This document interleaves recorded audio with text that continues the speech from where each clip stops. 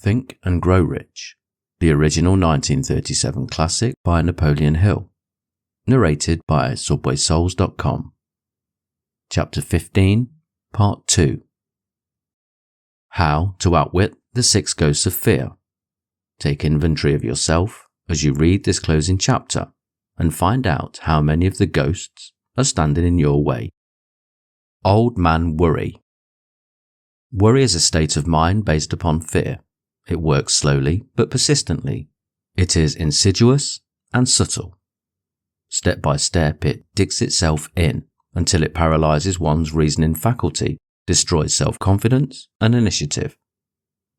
Worry is a form of sustained fear caused by indecision. Therefore, it is a state of mind which can be controlled. An unsettled mind is helpless. Indecision makes an unsettled mind. Most individuals lack the willpower to reach decisions promptly and to stand by them after they have been made, even during normal business conditions. During periods of economic unrest, such as the world recently experienced, the individual is handicapped, not alone by his inherent nature to be slow at reaching decisions, but he is influenced by the indecision of others around him, who have created a state of mass indecision. During the Depression, the whole atmosphere, all over the world, was filled with fearenza and worryitis, the 2 mental disease germs which began to spread themselves after the Wall Street frenzy in 1929. There is only one known antidote for these germs. It is the habit of prompt and firm decision. Moreover, it is an antidote which every individual must apply for himself.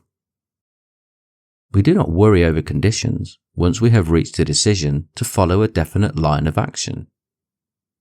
I once interviewed a man who was to be electrocuted 2 hours later.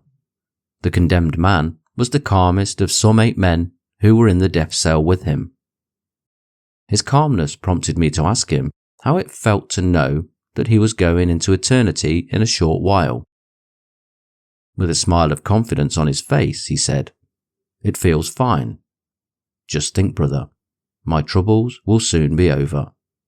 I have had nothing but trouble all my life. It has been a hardship to get food and clothing. Soon I will not need these things. I have felt fine ever since I learned for certain that I must die. I made up my mind then to accept my fate in good spirit." As he spoke, he devoured a dinner of proportions sufficient for 3 men, eating every mouthful of the food brought to him, and apparently enjoying it as much as if no disaster awaited him. Decision gave this man resignation to his fate. Decision can also prevent one's acceptance of undesired circumstances. The 6 basic fears become translated into a state of worry through indecision. Relieve yourself forever of the fear of death by reaching a decision to accept death as an inescapable event. Whip the fear of poverty by reaching a decision to get along with whatever wealth you can accumulate without worry. Put your foot upon the neck of fear of criticism by reaching a decision not to worry about what other people think, do, or say. Eliminate the fear of old age by reaching a decision to accept it, not as a handicap, but as a great blessing which carries with it wisdom, self-control, and understanding not known to youth.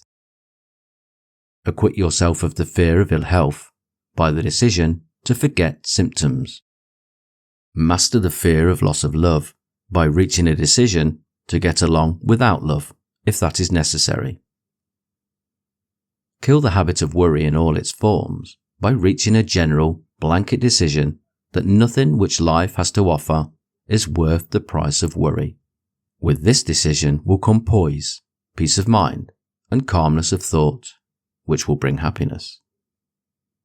A man whose mind is filled with fear not only destroys his own chances of intelligent action, but he transmits these destructive vibrations to the minds of all who come into contact with him and destroys also their chances. Even a dog or a horse knows when its master lacks courage. Moreover, a dog or a horse will pick up the vibrations of fear thrown off by its master and behave accordingly. Lower down the line of intelligence in the animal kingdom, one finds this same capacity to pick up the vibrations of fear. A honeybee immediately senses fear in the mind of a person. For reasons unknown, a bee will sting the person whose mind is releasing vibrations of fear much more readily than it will molest the person whose mind registers no fear. The vibrations of fear pass from one mind to another just as quickly and as surely as the sound of the human voice passes from the broadcasting station to the receiving set of a radio, and by the self-same medium. Mental telepathy is a reality. Thoughts pass from one mind to another, voluntarily, whether or not this fact is recognized by either the person releasing the thoughts or the person who pick up these thoughts. The person who gives expression, by word of mouth, to negative or destructive thoughts is practically certain to experience the results of those words in the form of a destructive kickback. The release of destructive thought impulses alone, without the aid of words, produces also a kickback in more ways than one. First of all, and perhaps most important to be remembered, the person who releases thoughts of a destructive nature must suffer damage through the breaking down of the faculty of creative imagination. Secondly, the presence in the mind of any destructive emotion develops a negative personality which repels people and often converts them into antagonists. The third source of damage to the person who entertains or releases negative thoughts lies in this significant fact. These thought impulses are not only damaging to others, but they embed themselves in the subconscious mind of the person releasing them, and there become a part of his character. One is never through with a thought merely by releasing it. When a thought is released, it spreads in every direction, through the medium of the ether, but it also plants itself permanently in the subconscious mind of the person releasing it. Your business in life is presumably to achieve success. To be successful, you must find peace of mind, acquire the material needs of life, and above all, attain happiness. All of these evidences of success begin in the form of thought impulses. You may control your own mind. You have the power to feed it whatever thought impulses you choose. With this privilege goes also the responsibility of using it constructively. You are the master of your own earthly destiny just as surely as you have the power to control your own thoughts. You may influence, direct, and eventually control your own environment, making your life what you want it to be. Or you may neglect to exercise the privilege which is yours to make your life to order, thus casting yourself upon the broad sea of circumstance, where you will be tossed hither like a chip on the waves of the ocean. The Devil's Workshop, the seventh basic evil. In addition to the 6 basic fears, there is another evil by which people suffer. It constitutes a rich soil in which the seeds of failure grow abundantly. It is so subtle that its presence often is not detected. This affliction cannot properly be classed as a fear. It is more deeply seated and more often fatal than all of the 6 fears. For want of a better name, let us call this evil susceptibility to negative influences. Men who accumulate great riches always protect themselves against this evil. Poverty-stricken never do. Those who succeed in any calling must prepare their minds to resist the evil. If you are reading this philosophy for the purpose of accumulating riches, you should examine yourself very carefully to determine whether you are susceptible to negative influences. If you neglect this self-analysis, you will forfeit your right to attain the object of your desires. Make the analysis searching. After you read the questions prepared for this self-analysis, hold yourself to a strict accounting in your answers, and go at the task carefully as you would search for any other enemy you knew to be awaiting you in ambush, and deal with your own faults as you would with a more tangible enemy. You can easily protect yourself against highway robbers, because the law provides organized cooperation for your benefit. But the seventh basic evil is more difficult to master because it strikes when you are not aware of its presence, when you're asleep, and while you are awake. Moreover, its weapon is intangible because it consists of merely a state of mind. This evil is also dangerous because it strikes in as many different forms as there are human experiences. Sometimes it enters the mind through the well-meant words of one's own relatives. At other times, it bores from within, through one's own mental attitude. Always, it is as deadly as poison, even though it may not kill as quickly. How to protect yourself against negative influences. To protect yourself against negative influences, whether of your own making, or the result of the activities of negative people around you, recognize that you have a willpower and put it into constant use until it builds a wall of immunity against negative influences in your own mind. Recognize the fact that you and every other human being are by nature lazy, indifferent, and susceptible to all suggestions which harmonize with your weaknesses. Recognize that you are by nature susceptible to all the 6 basic fears and set up habits for the purpose of counteracting all these fears. Recognize that negative influences often work on you through your subconscious mind. Therefore, they are difficult to detect, and keep your mind closed against all people who depress or discourage you in any way. Clean out your medicine chest, throw away all pill bottles, and stop pandering to colds, aches, pains, and imaginary illness. Deliberately seek the company of people who influence you to think and act for yourself. Do not expect troubles, as they have a tendency not to disappoint. Without doubt, the most common weakness of all human beings is the habit of leaving their minds open to the negative influence of other people. This weakness is the more damaging because most people do not recognize that they are cursed by it. And many who acknowledge it neglect or refuse to correct the evil until it becomes an uncontrollable part of their daily habits. To aid those who wish to see themselves as they really are, the following list of questions has been prepared. Read the questions and state your answers aloud so you can hear your own voice. This will make it easier for you to be truthful with yourself. Self-analysis test questions. Do you complain often of feeling bad? And if so, what is the cause? Do you find fault with other people at the slightest provocation? Do you frequently make mistakes in your work? And if so, why? Are you sarcastic and offensive in your conversation? Do you deliberately avoid the association of anyone? And if so, why? Do you suffer frequently with indigestion? If so, what is the cause? Does life seem futile and the future hopeless to you? If so, why? Do you like your occupation? If not, why? Do you often feel self-pity? And if so, why? Are you envious of those who excel you? To which do you devote most time, thinking of success or of failure? Are you gaining or losing self-confidence as you grow older? Do you learn something of value from all your mistakes? Are you permitting some relative or acquaintance to worry you? If so, why?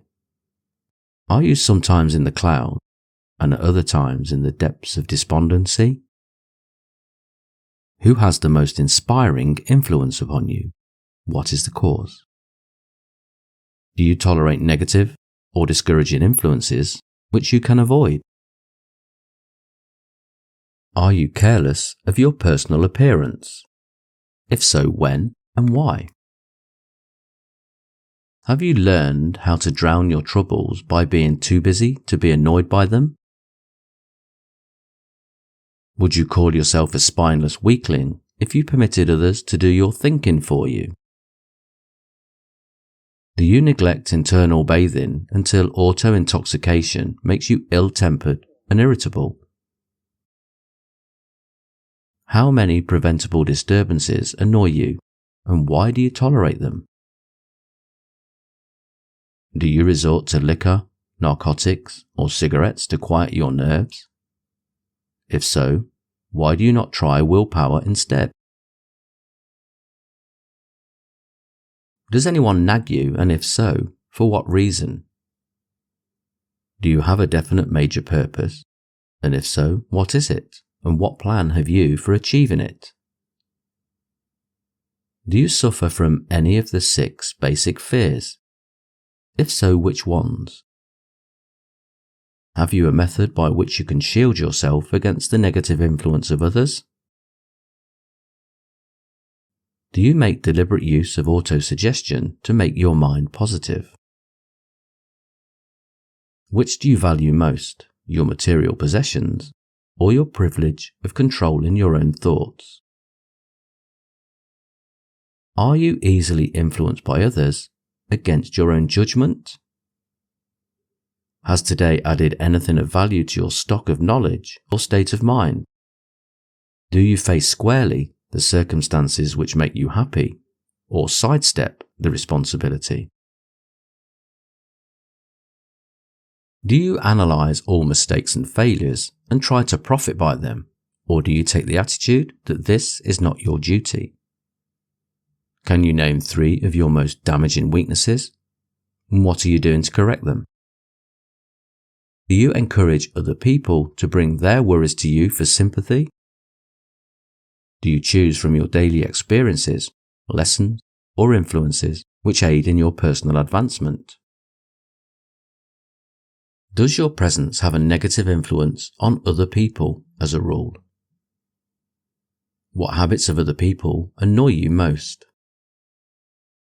Do you form your own opinions or permit yourself to be influenced by other people? Have you learned how to create a mental state of mind with which you can shield yourself against all discouraging influences? Does your occupation inspire you with faith and hope? Are you conscious of possessing spiritual forces of sufficient power to enable you to keep your mind free from all forms of fear? Does your religion help you to keep your own mind positive? Do you feel it your duty to share other people's worries? If so, why? If you believe that birds of a feather flock together, what have you learned about yourself by studying the friends whom you attract? What connection, if any, do you see between the people with whom you associate most closely and any unhappiness you may experience? Could it be possible that some person whom you consider to be a friend is in reality your worst enemy because of his negative influence on your mind? By what rules do you judge who is helpful and who is damaging to you? Are your intimate associates mentally superior or inferior to you? How much time out of 24 hours do you devote to A. Your occupation, B. Sleep, C. Play and relaxation, D. Acquiring useful knowledge, E. Plain waste? Who among your acquaintances A. Encourages you most, B. Cautions you most, C. Discourages you most, D. Helps you most in other ways? What is your greatest worry? Why do you tolerate it? When others offer you free, unsolicited advice, do you accept it without question or analyze their motive? What, above all else, do you most desire? Do you intend to acquire it? Are you willing to subordinate all of the desires for this one? How much time daily do you devote to acquiring it? Do you change your mind often? If so, why? Do you usually finish everything you begin? Are you easily impressed by other people's business or professional titles, college degrees, or wealth? Are you easily influenced by what other people think or say of you? Do you cater to people because of their social or financial status? Whom do you believe to be the greatest person living? In what respect is this person superior to yourself? How much time have you devoted to studying and answering these questions? At least one day is necessary for the analysis and the answering of the entire list. If you have answered all these questions truthfully, you know more about yourself than the majority of people. Study the questions carefully. Come back to them once each week for several months, and be astounded at the amount of additional knowledge of great value to yourself you will have gained by the simple method of answering the questions truthfully. If you are not certain concerning the answers to some of the questions, seek the counsel of those who know you well, especially those who have no motive in flattering you, and see yourself through their eyes. The experience will be astonishing. You have absolute control over but one thing, and that is your thoughts. This is the most significant and inspiring of all facts known to man. It reflects man's divine nature. This divine prerogative is the sole means by which you may control your own destiny. If you fail to control your own mind, you may be sure you will control nothing else. If you must be careless with your possessions, let it be in connection with material things. Your mind is your spiritual estate. Protect and use it with the care to which divine royalty is entitled. You were given a willpower for this purpose. Unfortunately, there is no legal protection against those who either by design or ignorance poison the minds of others by negative suggestion. This form of destruction should be punishable by heavy legal penalties because it may, and often does, destroy one's chances of acquiring material things which are protected by law. Men with negative minds tried to convince Thomas A. Edison that he could not build a machine that would record and reproduce the human voice, because they said, no one else has ever produced such a machine. Edison did not believe them. He knew that the mind could produce anything the mind could conceive and believe, and that knowledge was the thing that lifted the great Edison above the common herd. Men with negative minds told F. W. Woolworth he would go broke trying to run a store on 5 and 10 cent sales. He did not believe them. He knew that he could do anything within reason if he backed his plans with faith. Exercising his right to keep other men's negative suggestions out of his mind, he piled up a fortune of more than $100 million. Men with negative minds told George Washington he could not hope to win against the vastly superior forces of the British, but he exercised his divine right to believe. Therefore this book was published under the protection of the Stars and Stripes, while the name of Lord Cornwallis has been all but forgotten. Doubting Thomases scoffed scornfully when Henry Ford tried out his first crudely built automobile on the streets of Detroit. Some said the thing would never become practical. Others said no one would pay money for such a contraption. Ford said, "I'll belt the earth with dependable motor cars." And he did. His decision to trust his own judgment has already piled up a fortune far greater than the next 5 generations of his descendants can squander. For the benefit of those seeking vast riches, let it be remembered that practically the sole difference between Henry Ford and a majority of the more than 100,000 men who work for him is this: Ford has a mind and controls it. The others have minds which they do not try to control. Henry Ford has been repeatedly mentioned because he is an astounding example of what a man with a mind of his own and a will to control it can accomplish. His record knocks the foundation from under that time-worn alibi, "I never had chance." Ford never had chance either, but he created an opportunity and backed it with persistence until it made him richer than Croesus. Mind control is the result of self-discipline and habit. You either control your mind or it controls you. There is no halfway compromise. The most practical of all methods for controlling the mind is the habit of keeping it busy with a definite purpose, backed by a definite plan. Study the record of any man who achieves noteworthy success, and you will observe that he has control over his own mind and directs it toward the attainment of definite objectives. Without this control, success is not possible. 57 famous alibis by Old Man If. People who do not succeed have one distinguishing trait in common. They know all the reasons for failure and have what they believe to be airtight alibis to explain away their lack of achievement. Some of these alibis are clever, and a few of them are justifiable by the facts. But alibis cannot be used for money. The world wants to know only one thing.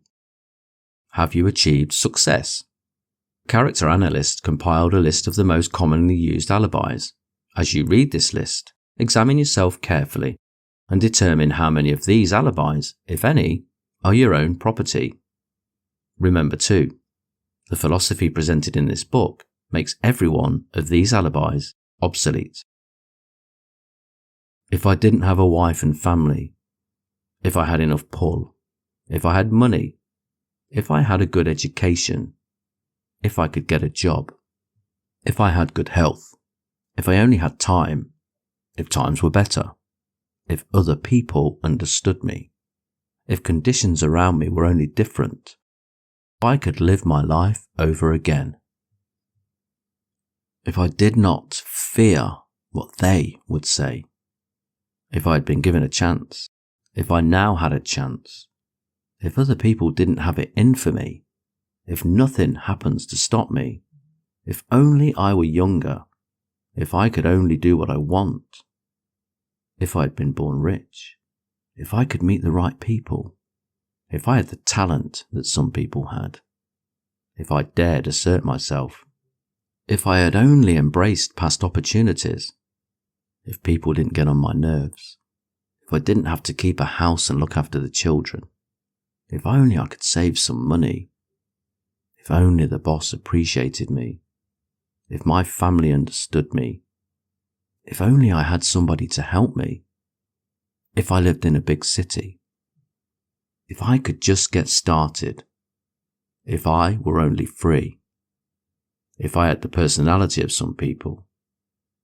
if I were not so fat, if my talents were known, if I could just get a break, if I could only get out of debt, if I hadn't failed, if I only knew how, if everybody didn't oppose me, if I didn't have so many worries, if I could marry the right person, if people weren't so dumb, if my family were not so extravagant, if I was sure of myself, if luck were not against me, if I had not been born under the wrong star, if it were not true that what it is will be, if I did not have to work so hard, if I hadn't lost my money, if I lived in a different neighborhood, if I didn't have a past, if only I had a business of my own, if other people would only listen to me. I had the courage to see myself as I really am. I would find out what is wrong with me and correct it, and then I might have to change to profit by my mistakes and learn something from the experience of others. For I know that there is something wrong with me, or I would now be where I would have been if I had spent more time analysing my weaknesses and less time building alibis to cover them. Building alibis with which to explain away failure is a national pastime. The habit is as old as the human race and is fatal to success. Why do people cling to their pet alibis? The answer is obvious. They defend their alibis because they create them. A man's alibi is the child of his own imagination. It is human nature to defend one's own brainchild. Building alibis is a deeply rooted habit. Habits are difficult to break, especially when they provide justification for something we do. Plato had this truth in mind when he said, "The first and best victory is to conquer self. To be conquered by self is of all things the most shameful and vile." Another philosopher had the same thought in mind when he said, "It was a great surprise to me when I discovered that most of the ugliness I saw in others was but a reflection of my own nature."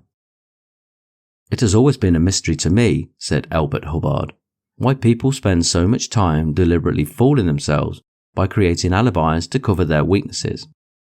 If used differently, this same time would be sufficient to cure the weakness. Then no alibis would be needed." In parting, I would remind you that life is a checkerboard, and the player opposite you is time. If you hesitate before moving, or neglect to move promptly, your men will be wiped off the board by time. You are playing against a partner who will not tolerate indecision. Previously, you may have had a logical excuse for not having forced life to come through with whatever you asked, but that alibi is now obsolete, because you are in possession of the master key that unlocks the door to life's bountiful riches. The master key is intangible, but it is powerful. It is the privilege of creating, in your own mind, a burning desire for a definite form of riches. There is no penalty for the use of the key, but there is a price you must pay if you do not use it. The price is failure. There is a reward of stupendous proportions if you put the key to use. It is the satisfaction that comes to all who conquer self and force life to pay whatever is asked. The reward is worthy of your effort. Will you make the start and be convinced? "If we are related," said the immortal Emerson, "we shall meet." In closing, may I borrow his thought and say, if we are related, we have, through these pages, met.